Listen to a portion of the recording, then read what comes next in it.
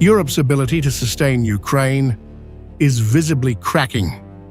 A senior Russian lawmaker says key European powers are running out of weapons, money, and political will, exposing what Moscow calls a growing hole in Europe's own defense perimeter after years of arming Kyiv.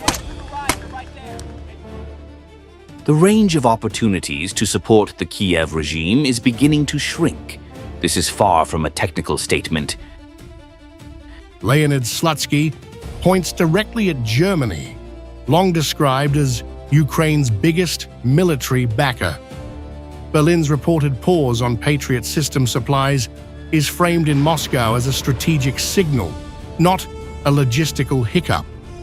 Slutsky says Europe is beginning to face the cost of its own decisions. Arms supplies to the Banderite regime against Russia have made a hole in the European defense perimeter.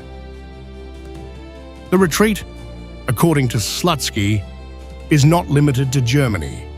He cites reports of France pushing back against Europe-funded purchases of Storm Shadow missiles for Ukraine, describing a sudden shift in priorities across the continent as national interests take precedence. As Europe hesitates, Washington signals movement.